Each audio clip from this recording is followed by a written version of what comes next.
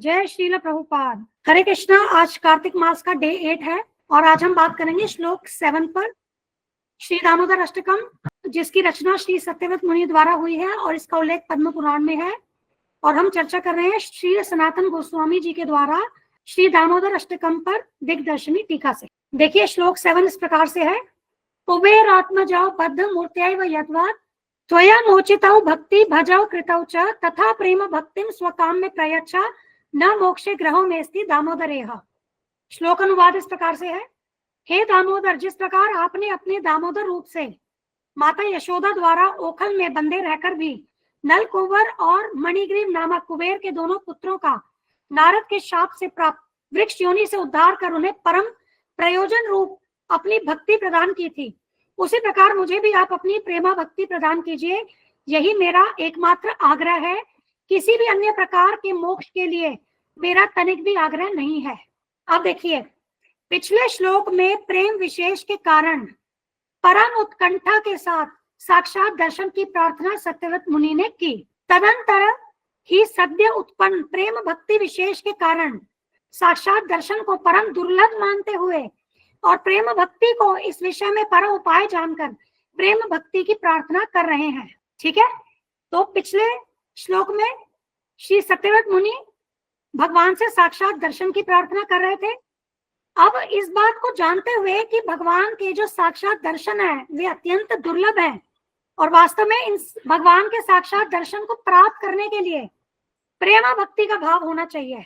ठीक है, जैसा कि व्रजवासियों में है, इसीलिए वे अब प्रेमा भक्ति की प्रार्थना कर रहे हैं। ठीक है, अब देखिए, पिछले श्लोक में प्रेम विशेष के कारण परम उत्कंठा के साथ साक्षात दर्शन की प्रार्थना सत्यव्रत मुनि ने की। तदंतर ही सद्य उत्पन्न प्रेम भक्ति विषय के कारण साक्षात दर्शन को परम दुर्लभ मानते हुए और प्रेम भक्ति को ही इस विषय में परम उपाय जानकर, ठीक है, तो भगवान के दर्शन, भगवान के साक्षात दर्शन केवल प्रेमा भक्ति के द्वारा ही प्राप्त किए जा सकते हैं, अन्यथा यह अत्यंत दुर्लभ है। ठीक है, इन्हें आसानी से प्राप्त नहीं किया जा सकता। तो इसीलिए वे प्रेमा भक्ति के लिए प्रार्थना कर रहे हैं, अथवा एक बार दर्शन होने पर मन की अतृप्ति और उसके बाद होने वाले विरह की आशंका कर सदा ही उनको वश में करने के लिए प्रेमा भक्ति को ही परम उपाय जानकर। अब यहाँ पर क्या कह रहे हैं कि वे सोच रहे हैं कि अगर मुझे भगवान ने दर्शन दे भी दिए, लेकिन अगर वो दर्शन केवल एक बार दिए तो मेरा मन तृप्त नहीं होगा, उसके बाद मैं विरह भाव में अत्यंत दुखी हो जाऊंगा। तो इसीलिए वे क्या सोच रहे हैं कि अगर मुझे प्रेमा भक्ति प्राप्त हो जाए तो मैं सदैव भगवान के दर्शन कर सकूंगा। ठीक है, फिर वो दर्शन ऐसा नहीं रह जाएगा कि एक बार दर्शन दिए और उसके बाद मुझे दर्शन प्राप्त नहीं हो रहे हैं, ऐसा नहीं होगा ना। तो मुझे अगर कॉन्टिन्यूअस, अगर सदैव दर्शन प्राप्त करने हैं तो एक ही उपाय है, वो है प्रेमा भक्ति। ठीक है, आगे देखिए, पुनः मुझ परम अपराधी को यह कैसे संभव है। अब इनको ये भी आशंका थी कि मैं तो योग्य ही नहीं हूं भगवान के सदैव दर्शन प्राप्त करने के लिए, है ना, या इनफैक्ट एक बार भी भगवान के दर्शन प्राप्त करने के लिए मैं तो योग्य नहीं हूं, तो ये कैसे संभव होगा। फिर उन्होंने क्या विचार किया, श्री भगवत वात्सल्य की महिमा से असंभव भी सभी संभव हो सकते हैं। अब ये चीज असंभव है क्योंकि मैं योग्य नहीं हूं कि मैं भगवान के सदैव दर्शन प्राप्त करूं, लेकिन क्योंकि भगवान भक्त वत्सल है, इसलिए ये जो असंभव चीज है कि मुझे प्रेमा भक्ति प्राप्त करने के मैं योग्य नहीं हूं, लेकिन इसे भी भगवान संभव बना सकते हैं क्योंकि वे भक्त वत्सल हैं, है ना। यह निश्चय कर मोक्ष त्याग पूर्वक प्रेम भक्ति की प्रार्थना कर रहे हैं। इसलिए वे कह रहे हैं मुझे किसी भी प्रकार का कोई और वर, मोक्ष प्राप्ति, ये सब नहीं चाहिए, मुझे केवल प्रेमा भक्ति चाहिए। ठीक है, अब भगवत वत्सल्य का ये कैसे यहाँ पर रेफर कर रहे हैं, जो यहाँ बता रहे हैं ना, अगर आप इसमें ट्रांसलेशन में देखोगे कि वे कुबेर के दोनों पुत्रों को कैसे भगवान ने नारद जी के शाप से मुक्त किया, है ना। अब ऐसा क्यों किया भगवान ने, क्योंकि नारद मुनि ने यह प्रॉमिस कुबेर के पुत्रों को दिया था कि तुम्हारा उद्धार जो है वे भगवान श्री कृष्ण स्वयं करेंगे। क्योंकि भगवान भक्त वत्सल है, इसीलिए उन्होंने कुबेर के पुत्रों का उद्धार किया, मतलब अपने परम भक्त नारद जी के वचन को पूर्ण करने के लिए। ठीक है, तो अब इसीलिए ये रेफरेंस दे करके ना कि देखिए आप तो भक्त वत्सल हैं, तो जो चीज पॉसिबल नहीं है आप उसे भी पॉसिबल कर सकते हैं। अब मैं योग्य नहीं हूं, लेकिन क्योंकि आपका एक स्पेशल प्रेम है अपने भक्तों के साथ, इसीलिए आप इस असंभव को भी संभव कर सकते हैं। आप कृपया मुझे, जिस प्रकार से आपने कुबेर के पुत्रों का उद्धार किया, कृपया मेरा भी उद्धार कीजिए। ठीक है, ऐसी इनकी प्रार्थना है। अब आप देख रहे हैं कि अगर लिटरल हम ट्रांसलेशन में जाएं तो हम वो भाव नहीं समझ पाएंगे, है ना। और देखिए कैसे सत्यव्रत मुनि जो है वो भगवान को भाव अपना प्रकट कर रहे हैं। द चॉइस ऑफ वर्ड्स, है ना। अब देखिए, भगवान दामोदर ने कुबेर पुत्रों को प्रेम भक्ति का वरदान दिया।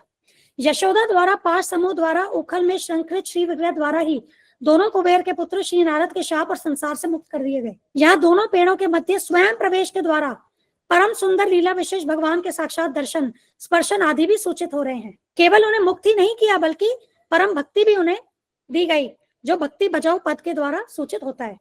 ठीक है, तो अब देखिए कि जो संत होते हैं, जो साधु होते हैं, भक्त होते हैं, उनका जो शाप होता है वो भी वरदान होता है। तो कुबेर के पुत्र जो हैं, जो उन्हें वृक्ष योनि प्राप्त हुई थी नारद जी के शाप से, केवल उससे ही मुक्ति नहीं, भगवान ने उन्हें संसार से भी मुक्त कर दिया, मतलब मटीरियल एग्जिस्टेंस से मुक्त कर दिया और उन्हें प्रेमा भक्ति प्रदान की। ठीक है, और आगे यहाँ क्या बता रहे हैं कि उन्हें साक्षात दर्शन, स्पर्शन सभी प्राप्त हुए हैं। कुबेर के पुत्रों को केवल साक्षात दर्शन ही नहीं, स्पर्शन भी प्राप्त हुआ है।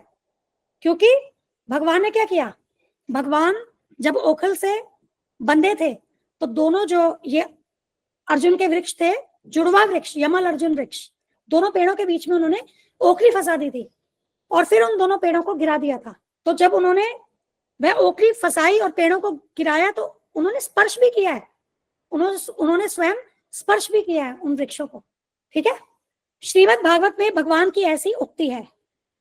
तो ये जो है ना, ये श्रीमद् भागवतम 10.10.42, इसको अभी अवतारी प्रभु जी भी आगे लेंगे क्योंकि 9th और 10th चैप्टर पर ही फोकस्ड है ना हमारा ये जो दामोदर लीला है, आई थिंक जो वो टेकअप कर रहे हैं मॉर्निंग क्लासेस में।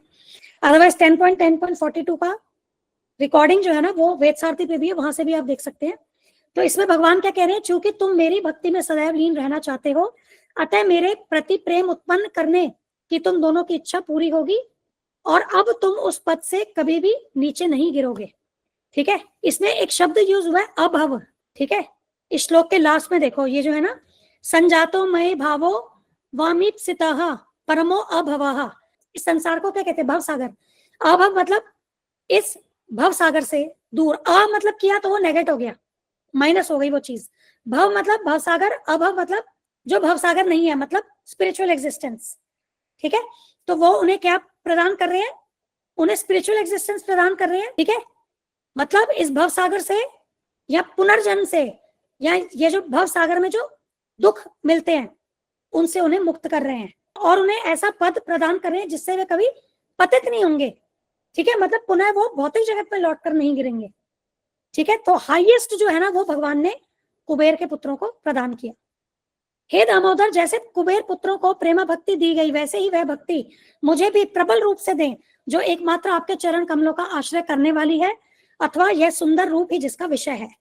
ठीक है, तो मुझे भी वह प्रेमा भक्ति प्रदान कीजिए जो आपने कुबेर के पुत्रों को प्रदान की, और ये जो प्रेमा भक्ति है ये एकमात्र आपके चरण कमलों का आश्रय करने वाली है।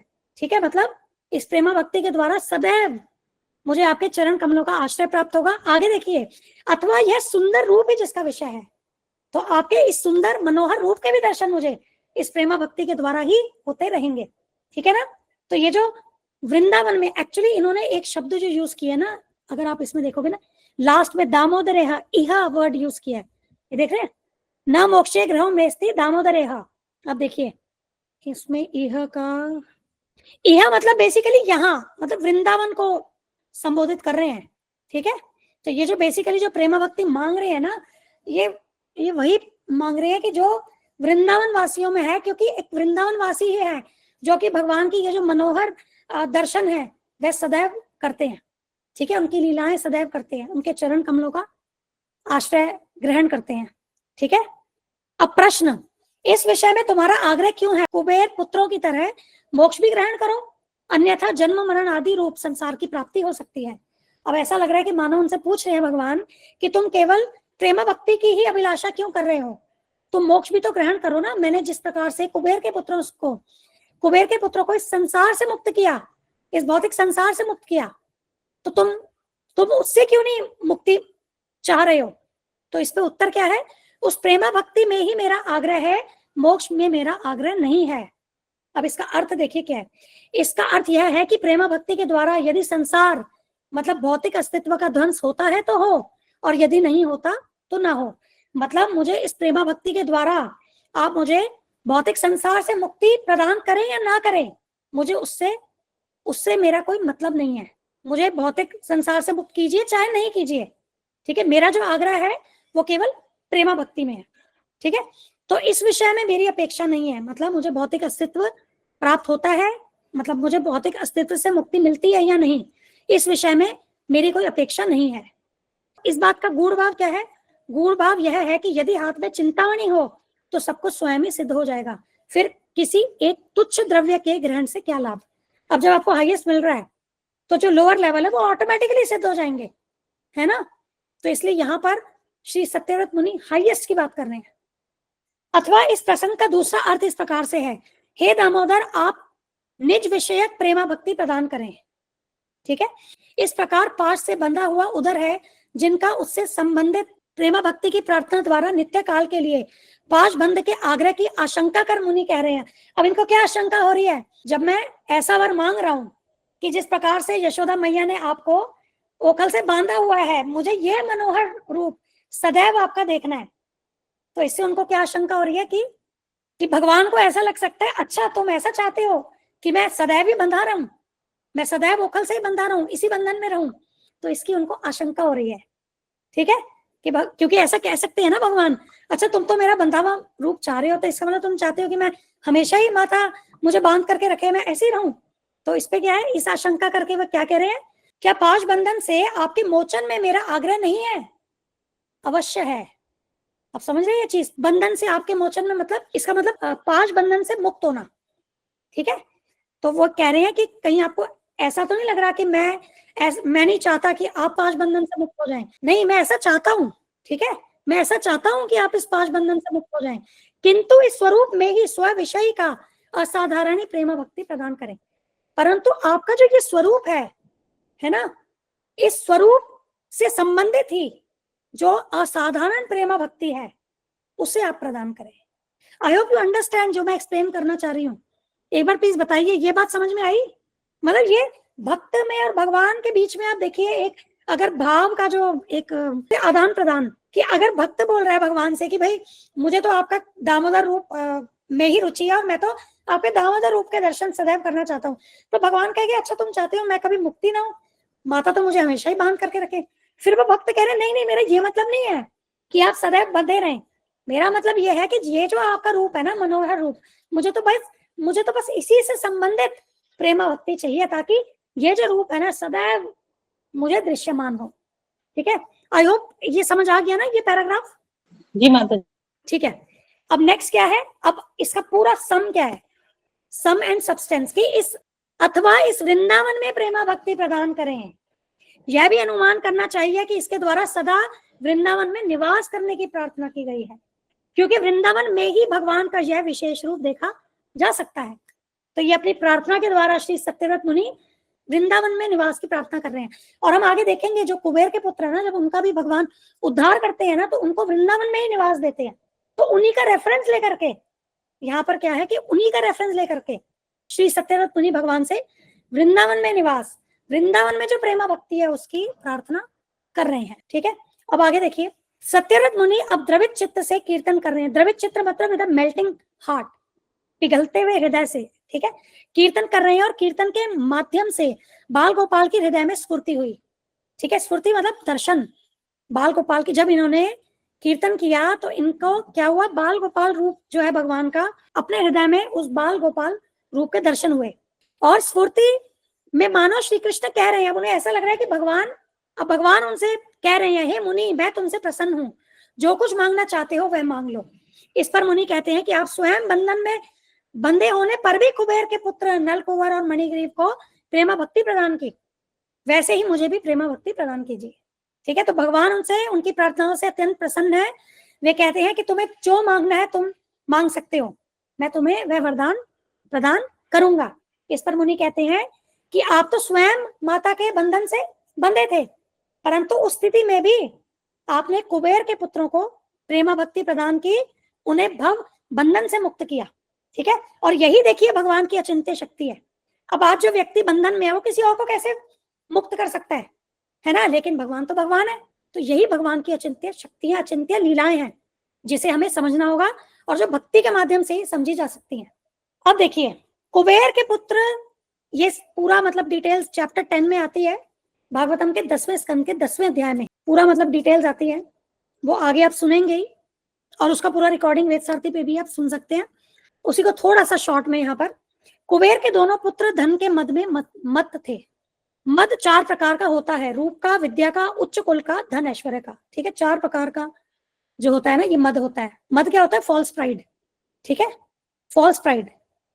एक तरीके से हम ये समझे कि जो भी मटीरियली अटेन किया ना, उसमें एक पागलपन, इतनी प्राइड हो जाती है, इतना उसका अहंकार हो जाता है कि पागलपन की स्थिति हो जाती है। एक तरीके से कहते नहीं है ये तो पैसे में पागल हो गया है ये व्यक्ति, ऐसा बोलते हैं ना, मतलब जनरल साधारण लैंग्वेज में भी नहीं कहते ये तो पैसा देखकर पागल हो गया है, या ये तो अपनी क्वालिफिकेशन लेकर के पागल हो गया। तो बेसिकली वही चीज है यहाँ पर। तो रूप का, विद्या का, उच्च कुल का, धन ऐश्वर्य का। ठीक है, तो ये धन के कारण जो है ना, कुबेर के पुत्र जो है, क्योंकि कुबेर कौन है? धन के देवता है ना वो, तो देवताओं के धन के देवता है बेसिकली। तो ये इनको धन का बहुत अहंकार हो गया था। ठीक है, जिसके कारण जब नारद मुनि ये क्या है, ये कुछ देव कन्याओं के साथ मजा कर रहे थे, तो तब नारद मुनि जब वहां से निकलते हैं ना, तो वे नारद मुनि को प्रणाम नहीं करते, नग्न अवस्था में भी होते हैं। तो अब जो वो देव कन्याएं होती है ना, वे तो अपने आप को, नारद मुनि जी को देख करके वे अपने आप को ढक देती है और नारद मुनि जी को प्रणाम करती है। लेकिन ये दोनों जो होते हैं ना, कुबेर के पुत्र, ये अपने आप को ढकने का भी, मतलब कवर करने का भी वो नहीं करते हैं, एफर्ट नहीं करते हैं। तो प्रणाम तो दूर की बात है। तो इसलिए नारद मुनि जो है वे इनसे नाराज हो जाते हैं और फिर इनको भी श्राप देते हैं, जबकि वो जो श्राप होता है वो आशीर्वाद के समान ही है। तो बेसिकली क्या है, जो मद में वे मत थे, उस मद से ही मुक्ति, मतलब वो जो मटीरियल, क्योंकि मद में मत व्यक्ति कब होगा? जब वो भौतिक के साथ कनेक्टेड होगा, भौतिक कलमश में ही होती है ना ये चीजें।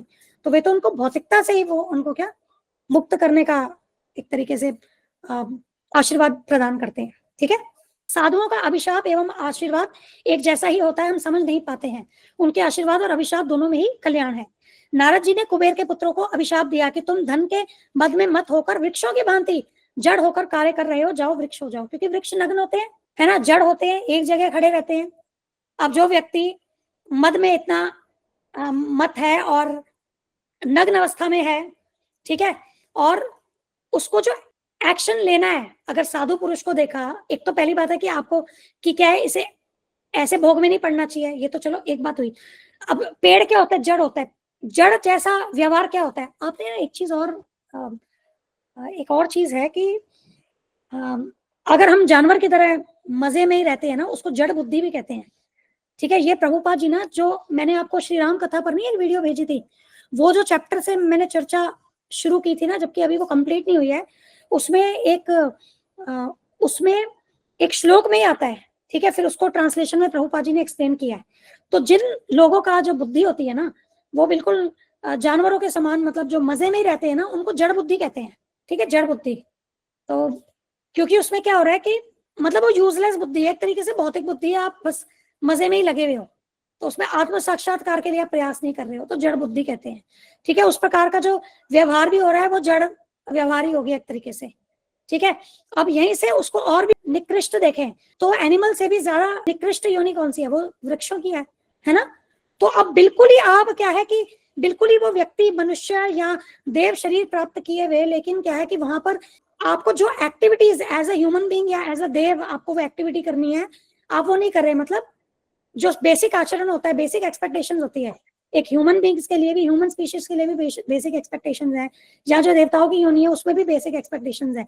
लेकिन अगर आप बिल्कुल निकृष्ट, मतलब जानवरों से भी बदतर कार्य करोगे, क्योंकि यहाँ पर देखिए वो नग्न अवस्था में भी है।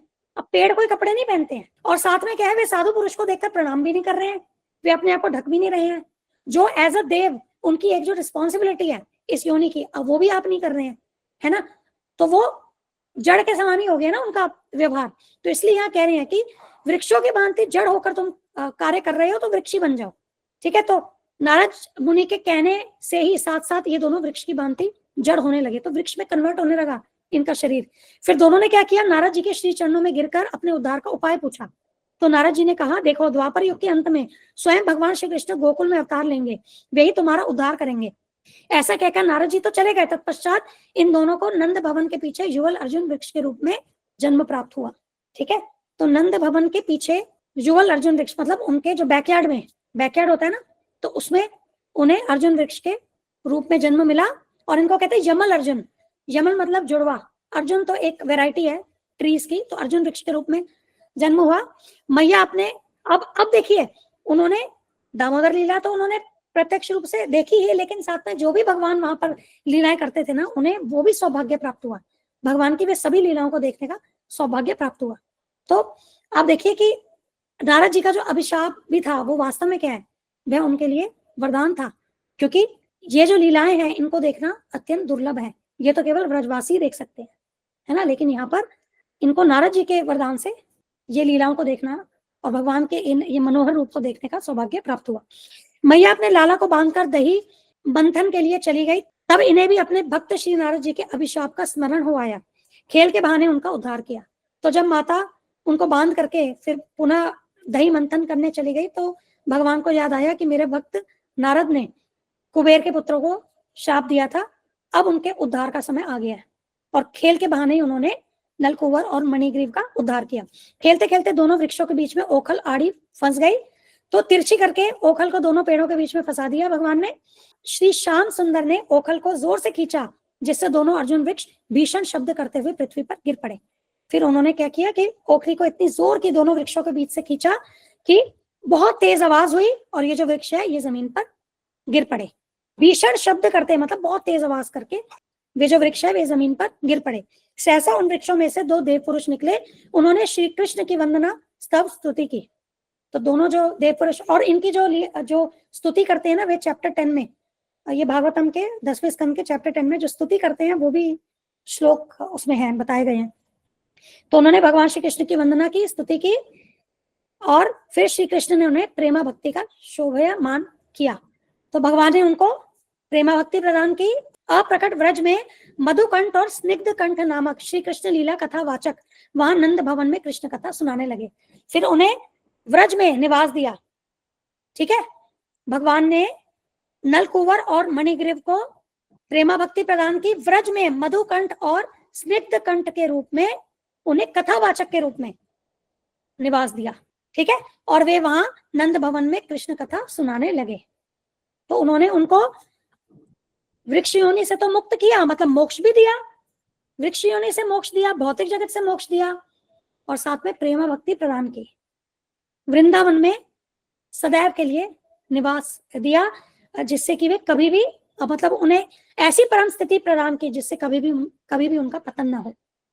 ठीक है, अब एक बार देखते हैं कितने, आई थिंक इसमें टाइम लगेगा। मैंने बहुत कोशिश की कि बहुत तेज बोलूं, बट आई थिंक इसको यहीं क्लोज करते हैं। थोड़ा सा हम कल कंप्लीट करके फिर श्लोक 8 को लेंगे। ठीक है, I hope it is fine with everyone.